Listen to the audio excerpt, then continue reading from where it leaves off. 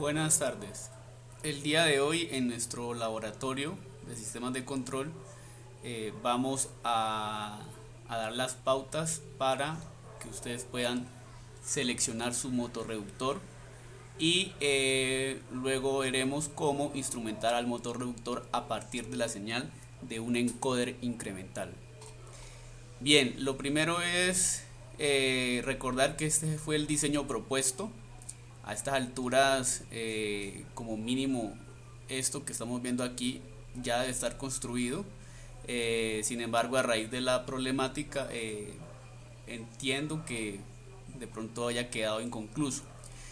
Sin embargo, bueno, recordemos que la banda está compuesta por un rodillo conducido, un rodillo motriz, la mesa estructural en acero inoxidable y las placas, cuatro placas de apoyo que sirven para soportar los rodillos y que estos rueden libremente sobre los rodamientos que están montados. Después, una vez hecha la estructura, la banda se manda a fabricar, puede ser en material PVC o en poliuretano, bueno, algún material que, que en algún lugar donde los fabriquen les puedan recomendar, pero normalmente son estos materiales. Lo siguiente es entonces, para poder determinar el motor de la banda transportadora, es necesario primero calcular una fuerza tangencial. Es la fuerza tangencial que se debe realizar sobre la banda para que ésta empiece a moverse.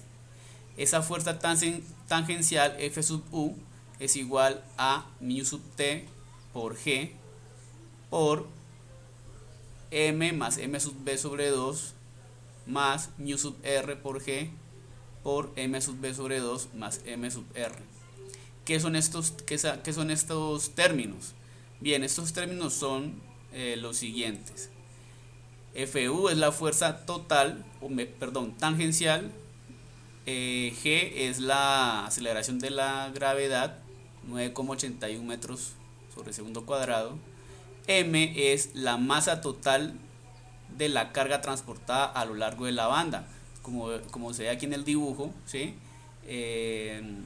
Uno lo que hace es que cuantifica cuánta masa hay, ¿sí? en toda la longitud de la banda, y ese es el valor de M. ¿De acuerdo? En este caso, para ustedes las tapas, ustedes lo que harían es, bueno, cuántas tapas pueden caber a lo largo de la banda y esa cantidad de tapas pesarlas, ¿vale? Y esa sería su masa en kilogramos. Cuando tengan la banda, la deben pesar, y M sub B sería la masa de la banda, que está aquí en esta parte de la fórmula. La masa M sub R es la masa de todos los tambores excepto el motriz, es decir, en este dibujo sería la masa de este rodillo, de este otro, pero como en nuestro diseño solamente tenemos dos rodillos, el conducido y el motriz, entonces M sub R simplemente sería la masa del rodillo, ¿sí? De todo el rodillo ya ensamblado, ¿de acuerdo? Solamente sería la masa del rodillo conducido, no vayan a pesar el rodillo motriz, ¿de acuerdo?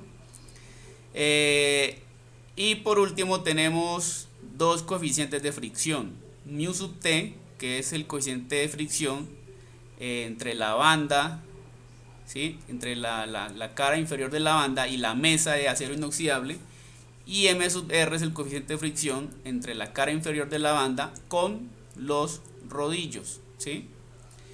Y bueno, recordemos también que L sub T es la distancia que hay entre centros, ¿sí? De la banda transportadora. Bueno, estos datos pues no son difíciles de conseguir experimentalmente, y la fórmula es muy sencilla de aplicar. Entonces, una vez aplicada, se calcula F sub U.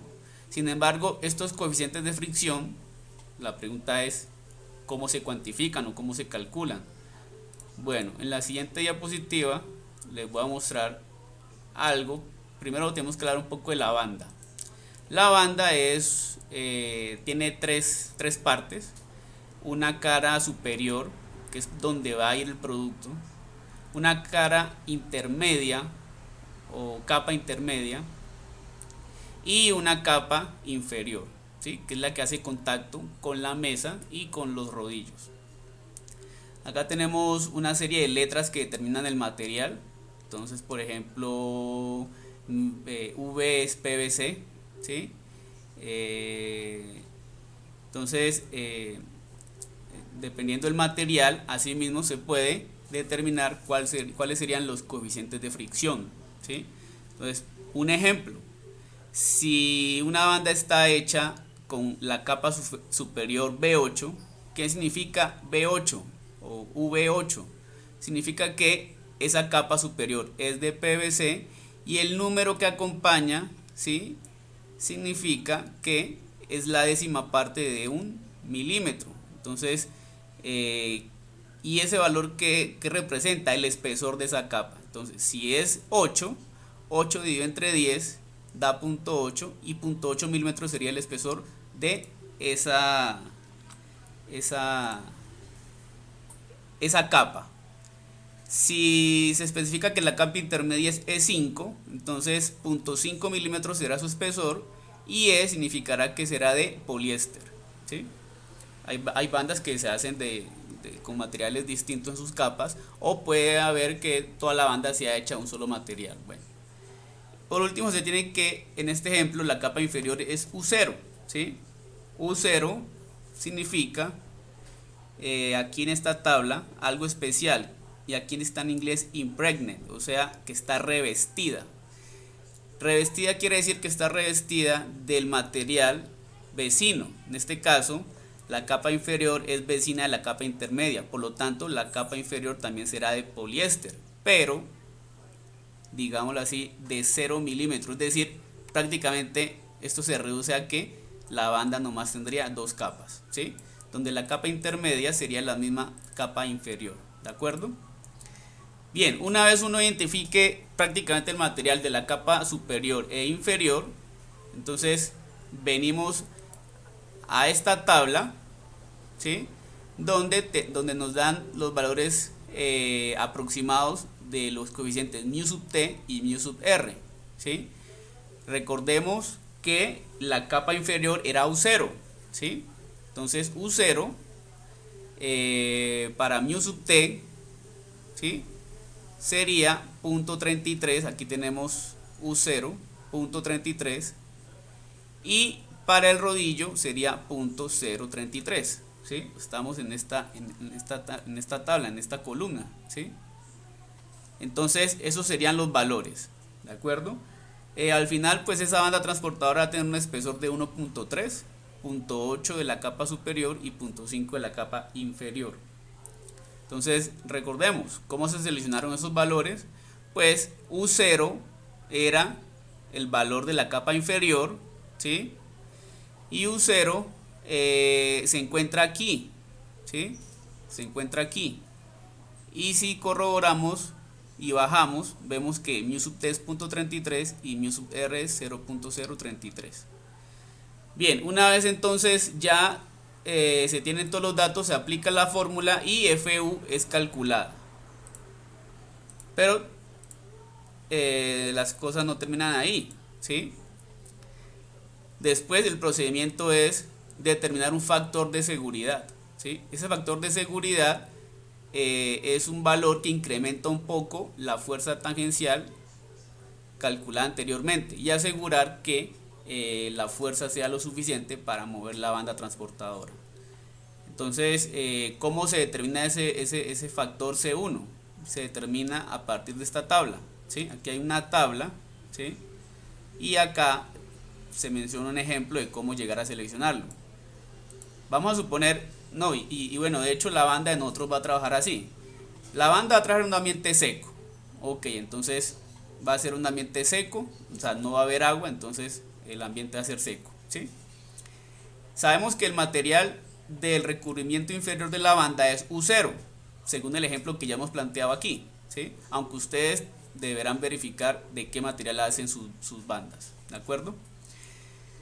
Por otra parte, el rodillo o tambor motriz va a ser o va a tener un forro o un recubrimiento de fricción. ¿Por qué va a tener un recubrimiento de fricción? Porque recordemos que ese eje motriz, si venimos por acá, ese eje motriz, tanto como el eje conducido, tiene un recubrimiento, ¿sí? O sea, los ejes son metálicos, pero tienen un recubrimiento, ¿sí? Ese recubrimiento puede ser de caucho, pero como tiene recubrimiento, entonces eso significa que es un tambor con forro de fricción, ¿sí? Y por último, considerar que el transporte del producto es totalmente horizontal. La banda transporta de manera horizontal, o sea que beta es 180 grados. Si cruzamos todos estos valores, beta igual a 180 grados, ¿sí? U0, ¿sí? Entonces, U0 con 180, ¿sí? Tambor con forro de fricción, entonces está por acá, seco, mojado, seco. Entonces vemos que C1 es 1.5. Entonces finalmente la fuerza F1, que será la fuerza de tracción máxima, va a ser igual a Fu, que fue la fuerza tangencial que se calculó al principio, por C1, que es el factor de seguridad, ¿sí? Ese valor pues también da en newtons, y esa sería la fuerza que deberíamos aplicar sobre la banda. Ahora bien, pero ¿cómo se relaciona esa fuerza con el torque, con un motor? Bien, entonces tenemos esta imagen, ¿sí? Este es el rodillo motriz, este es el recubrimiento del rodillo, esta es la banda, ¿sí? Entonces, esta F1 es la fuerza, ¿sí? Es la fuerza de arrastre, es la fuerza que se debe impregnar sobre la banda, ¿sí? Esta distancia R es la distancia que hay desde el centro del rodillo, desde el punto de giro del rodillo, hasta la superficie de la banda, ¿sí? Entonces, ya tenemos la fuerza F1 y esta distancia R también ya es conocida porque el diseño nos las puede proporcionar. Entonces calculamos el torque. Torque es igual a R por F1, donde R está en metros y F1 en newtons. Por lo tanto, el torque, ¿sí?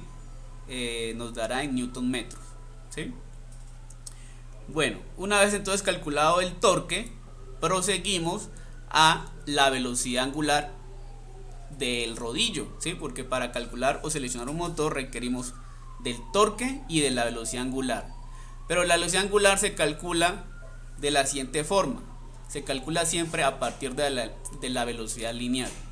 Pero a su vez, la velocidad lineal en sistemas de transporte por medio de bandas transportadoras se calcula a partir de la producción que transporta la banda, ¿sí? Entonces, en el caso nuestro, vamos a hacer una suposición: la banda va a transportar 20 etapas por minuto, ¿sí? Entonces, ¿cómo a partir de 20 etapas por minuto puedo obtener la velocidad lineal, por ejemplo, en metros por minuto? Muy sencillo, ¿sí? Lo que hacemos es que primero debemos conocer lo siguiente: una etapa o un producto o una caja, lo que sea, ¿sí?, que viaja por la banda, queda procesada cuando inicia en un extremo de la banda y llega hasta el extremo opuesto, ¿sí? O sea, cuando un producto inicia en un extremo de la banda y termina en el extremo opuesto, ese producto queda procesado, ¿sí? A esa distancia la vamos a llamar L sub t, o sea, la distancia entre centros de la banda transportadora.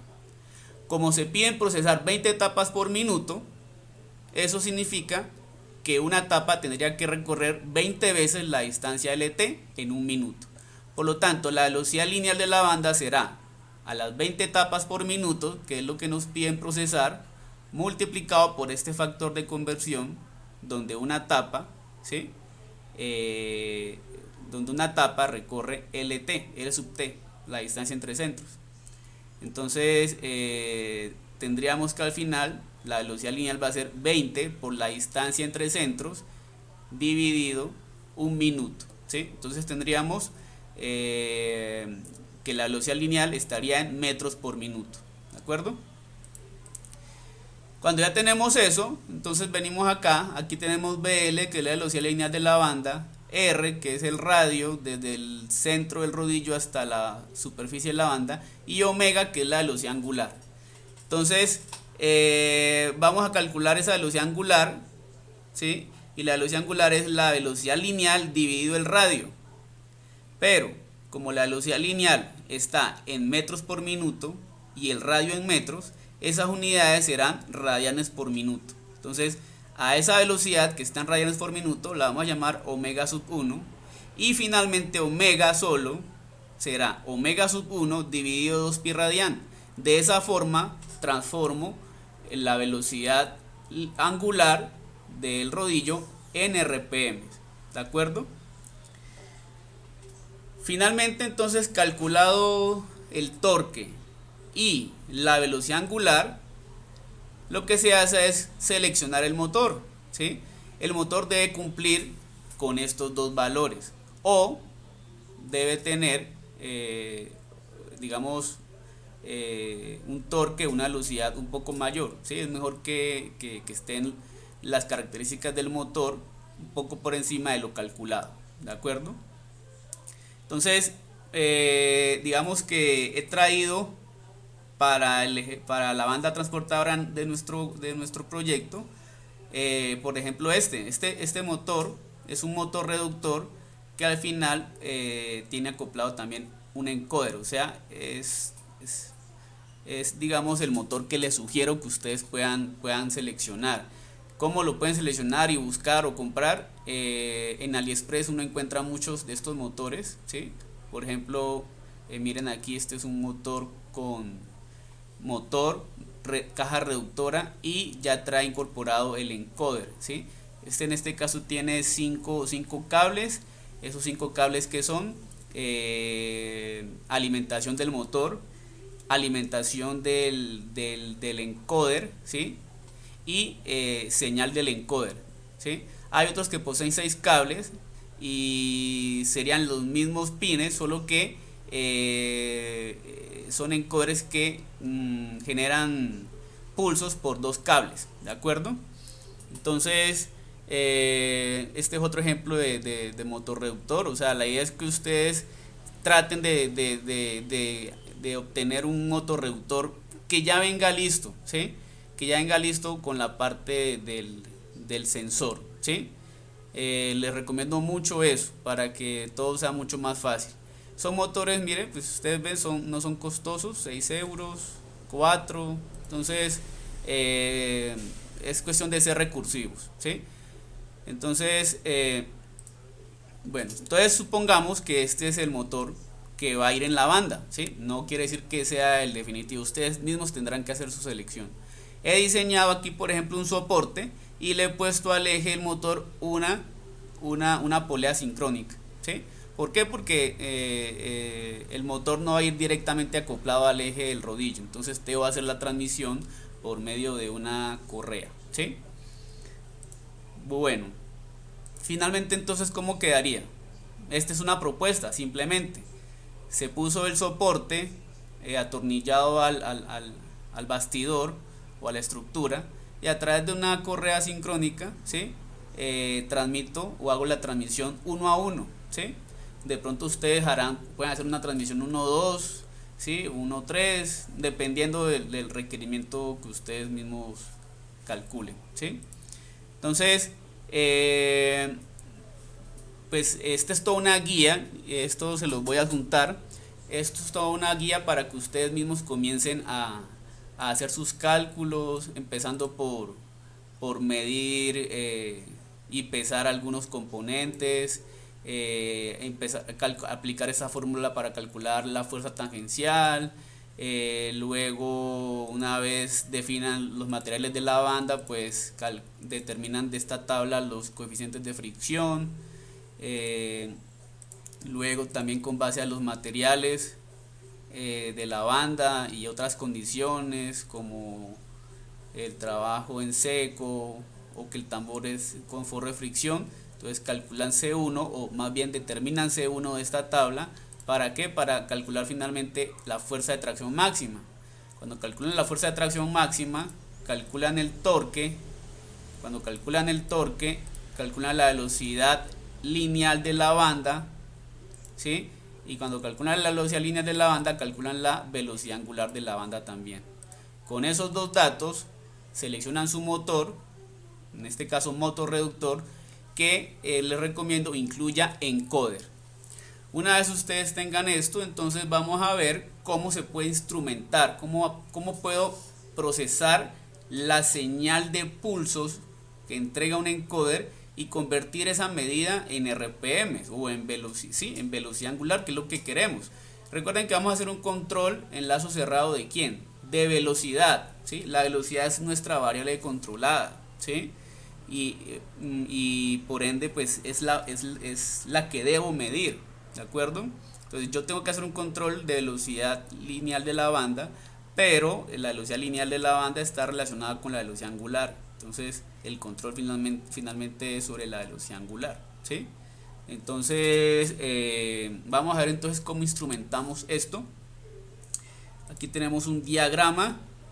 Este diagrama tiene aquí un motor encoder, ¿sí? Este motor encoder tiene 5 pines, los cuales serían alimentación, tierra, alimentación del encoder, tierra al encoder y la señal, ¿sí? En este caso pues no es estrictamente, el software deja trabajar al sistema sin alimentar el encoder, pero pues en la vida real se alimenta, ¿sí? Entonces esa señal entra al pin 2 de Arduino, de la placa Arduino 1,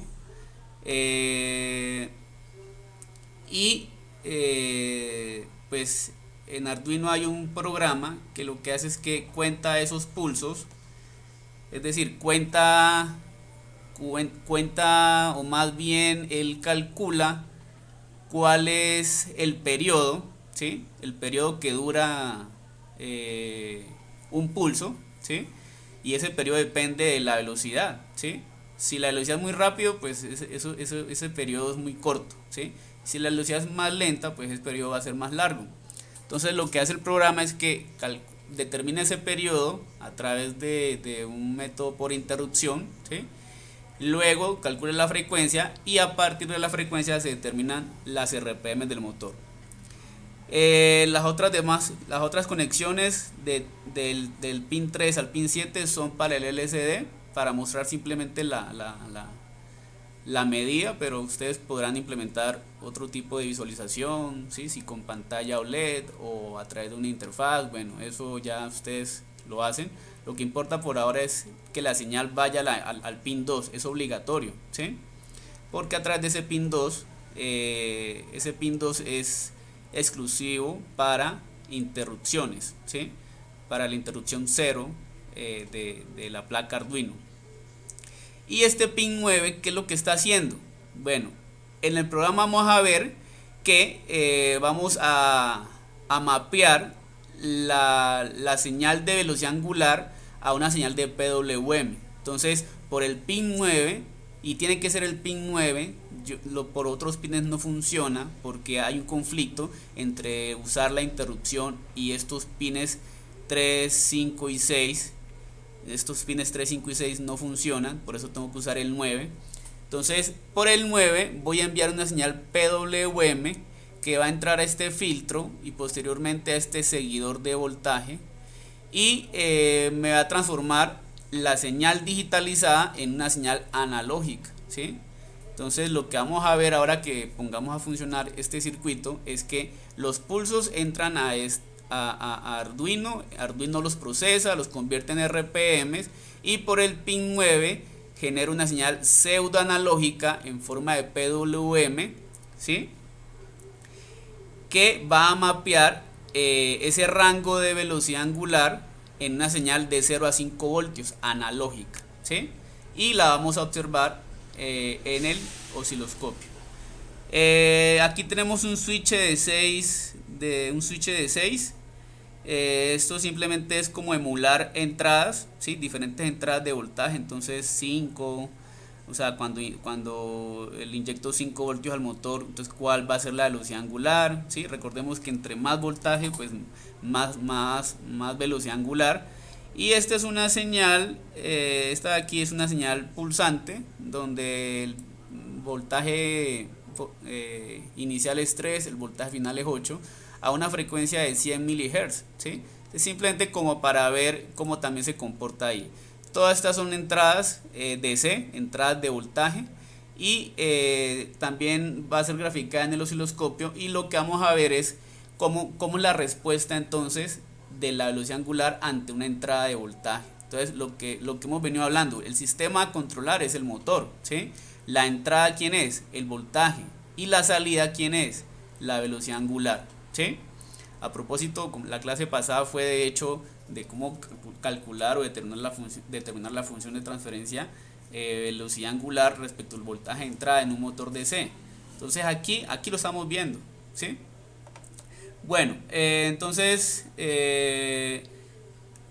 si usted pues, va a hacer este montaje, aquí están todos los elementos: capacitor, el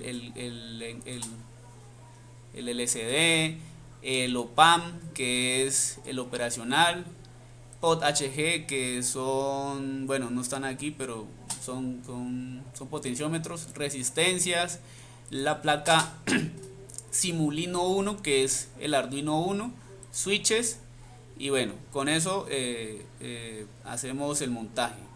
Tal vez usted no cuente con, si usted de pronto verifica aquí y escribe Arduino,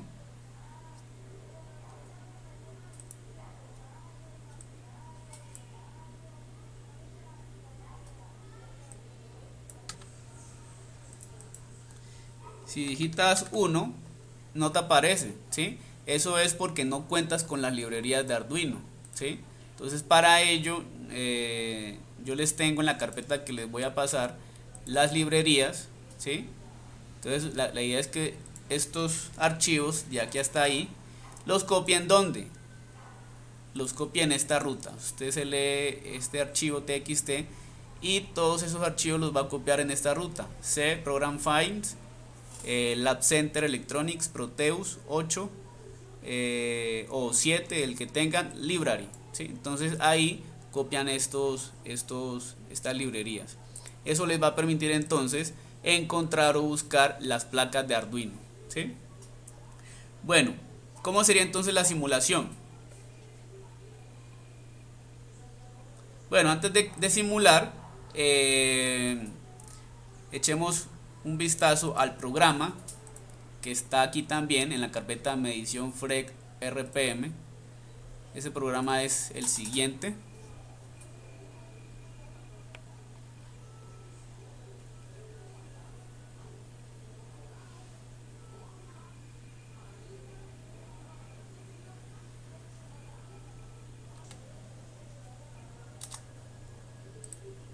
Ese programa es el siguiente. Pues se declara esta variable bell análoga en el que va a ser el pin 9, es por donde vamos a sacar el PWM. Se declara esta variable auxiliar aux 0, que será tenida en cuenta en el mapeo de la velocidad análoga para convertirla en señal de PWM. Se declaran estas variables: pulso, tiempo, frecuencia, velocidad angular. En el setup se configura que este pin sea de salida, se configura el puerto serial en 57600 y el LCD. En el loop entonces vamos a tener lo siguiente: la variable pulso, que fue declarada acá, va a ser igual a una función pulseIn. Esa es la función que mide cuánto es el ancho o cuánto es el periodo del pulso, ¿sí? Este 2 es porque es a través del pin 2, porque recuerden que conectamos al pin 2 del Arduino, y que high, o sea que él va a medir el ancho del pulso cuando el pulso es un alto, ¿sí? Ese tiempo entonces o esa medida luego lo guardamos en la variable tiempo como 2 veces el valor de pulso hallado anteriormente sobre 1.000.000. ¿Por qué sobre 1.000.000? Porque pulseIn determina ese tiempo en microsegundos. Entonces se divide entre 1.000.000 para que este tiempo sea en segundos, ¿sí? Eso sería nada más y nada menos que el periodo. Y como la frecuencia es 1 sobre el periodo, entonces acá calculamos la frecuencia y luego la velocidad angular se calcula como la frecuencia por 60, ¿sí? Eso ya vendría siendo en RPM. Luego pues se muestra en el LCD los datos y esta es la parte donde les comentaba que se transforma esta velocidad angular digitalizada, se transforma en una señal análoga. Recordemos que Arduino posee conversores análogos digitales, pero no posee conversores digital análogo. Entonces lo que se hace aquí es como un truco, que es lo siguiente: AUX, que habíamos declarado acá, va a ser igual a map de mapeo. ¿Quién? Velocidad angular, que es esta que calculamos aquí, ¿sí? El rango, porque en este ejemplo pues el rango que estamos midiendo va de 0 a 4345 y lo va a mapear hasta dónde, de 0 a 255, que es la máxima señal de PWM que genera los pines de Arduino. Luego entonces usamos la función analog write, ¿de quién? De bel análoga, que era el puerto que habíamos declarado acá, que está en el pin 9, coma aux. Entonces de esa forma generamos un PWM por el pin 9 y luego ese PWM a través de un filtro genera ya la señal DC, ¿sí? Generamos un delay de 50 milisegundos, o más bien esto sería un muestreo de 50 milisegundos, o sea que esto se realiza cada 50 milisegundos. O sea, cada 50 milisegundos estamos mostrando un valor de velocidad angular, ¿sí? Ese es el programa. Cuando se tiene el programa, lo que se hace aquí es que se le da clic aquí en Export Compiled Binary, ¿sí? Para generar lo que se llama el archivo .exe, ¿sí? Ese archivo .exe se genera aquí, ¿sí? Y ese es el que se llama o se invoca desde esta placa de Arduino, ¿sí? Entonces ubican la ruta y lo seleccionan. Bueno, le dan OK, ya lo tenía seleccionado y entonces miremos lo que sucede.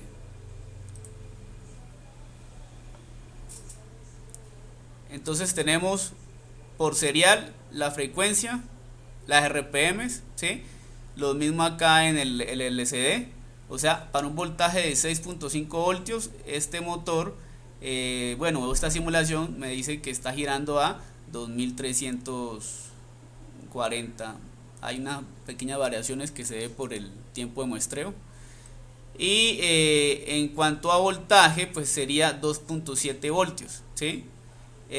Si seleccionamos aquí y le ingresamos 8 voltios, pues sube esa velocidad, ¿sí? Y así sucesivamente.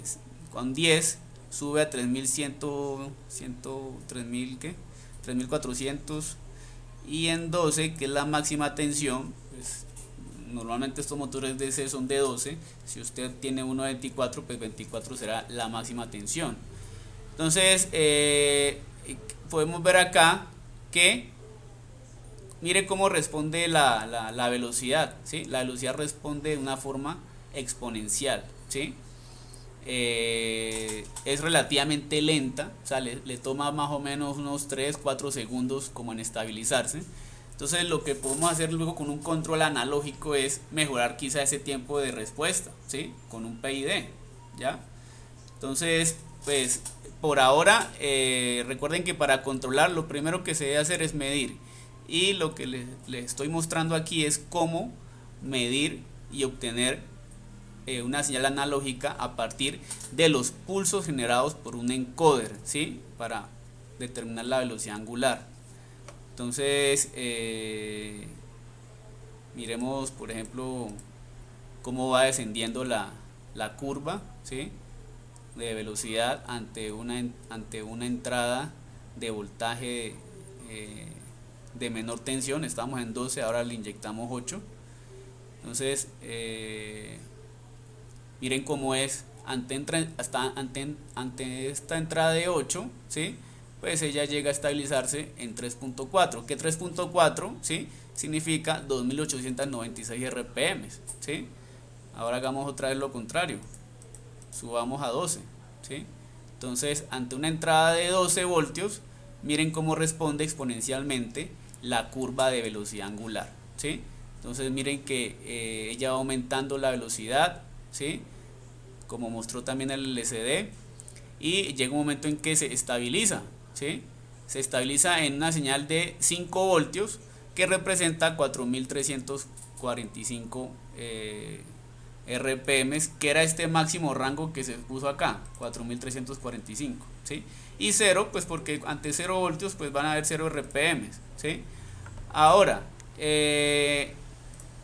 este motor dentro de las configuraciones se colocó, por ejemplo, 24 pulsos por revolución. Ya ustedes lo que se hace es que una vez ustedes tengan su motor reductor con el encoder, ustedes verifican cuántos pulsos por revolución genera ese motor y le escriben aquí ese valor, aunque el programa pues en ningún momento pues pide ese dato. Él simplemente lo que hace es que mide el tiempo del pulso y ya, ¿sí? Él no le importa la resolución del encoder, ¿sí?